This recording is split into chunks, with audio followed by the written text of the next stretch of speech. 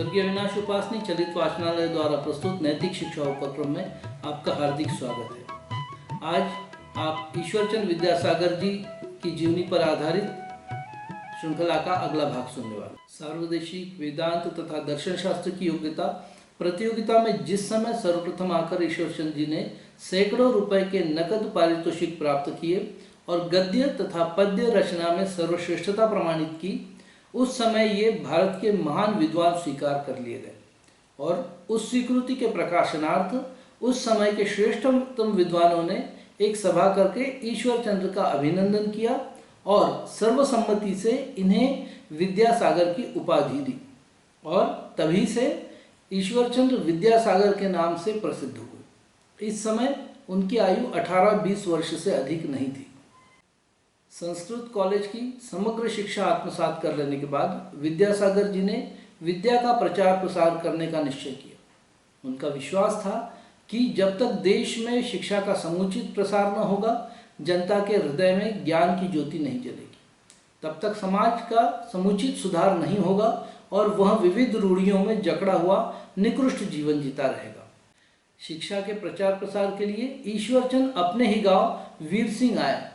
उसी समय fort William college में प्रधान पंडित का पद रिक्त हुआ और उसके लिए कॉलेज के प्राचार्य ने विद्यासागर जी को गांव से बुलवा लिया, लेकिन विद्यासागर जी ने इस नौकरी हेतु मना कर दिया।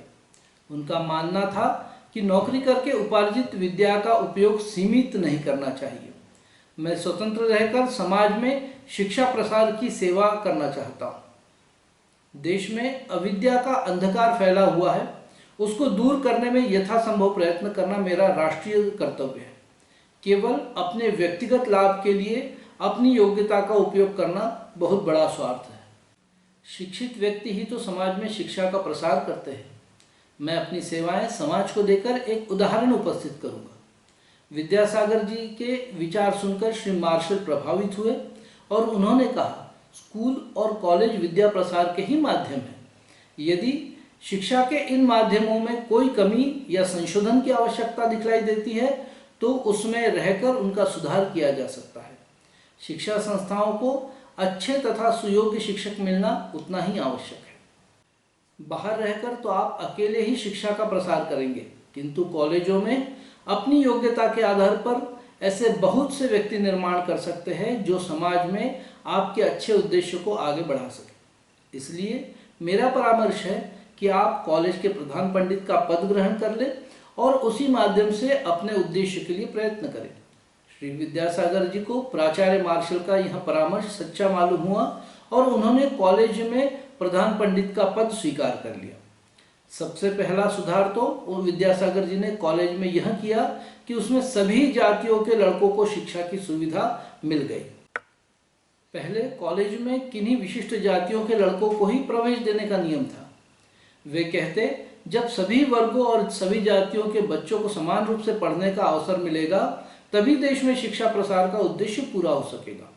श्री विद्यासागर जी के इस सुधार का उच्च वर्गीय जनता में बड़ा विकट विरोध होना प्रारंभ हो गया, किंतु दृढ़ निश्चयी विद्यासागर जी इससे विचलित नहीं हुए। वे जानते थे कि सदियों से रूढ़िग्रस्त समाज का यह विरोध स्वाभाविक ही है।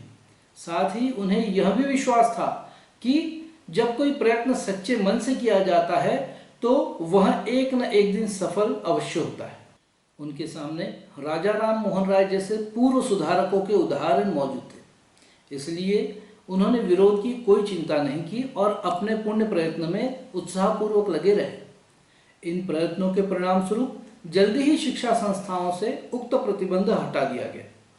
इस सुधार की सफलता के श्रेय स्वरूप समाज में श्री विद्यासागर जी का न केवल आदर बढ़ा, बल्कि वे महान समाज सुधारकों की श्रेणी में गिने जाने लगे।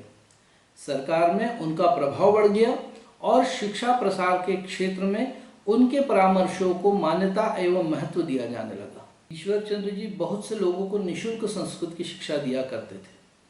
उनके संस्कृत शिष्यों में से एक श्री राजकृष्ण बाबू भी थे। वे एक वृद्ध व्यक्ति थे। उनको संस्कृत के प्राचीन व्याकरणों से पढ़ने में कठिनाई होती थी। विद्यासागर जी ने सोचा कि जिस प्रकार संस्कृत के प्राचीन व्याकरण इनको कठिन पड़ते हैं, उसी प्रकार किसी को भी कठिन पड़ सकते हैं और संभव है कि व्याकरण की जटिलता के कारण लोग संस्कृत पढ़ने की ओर अधिक उन्मुख नहीं होते। अतः उन्होंने संस्कृत के एक सरल तथा नवीन शैली के व्याकरण की आवश्यकता अनुभव की और उसे तैयार करने में लग गए। इसके लिए उन्होंने संस्कृत के सारे उपलब्ध व्याकरणों का अध्ययन किया। 1 वर्ष के घोर परिश्रम के बाद उन्होंने उपक्रमणिका नामक संस्कृत का एक सरल, सुबोध तथा नवीन शैली का व्याकरण लिख डाला। विद्यासागर जी द्वारा लिखित व्याकरण इतना लोकप्रिय हुआ कि वह संस्कृत के पाठ्यक्रम में स्वीकृत किया गया। आज भी बंगाल में विद्यासागर निर्मित उपक्रमणिका लोगों को सरलतापूर्वक संस्कृत सीखने में सहायक बनी हुई है।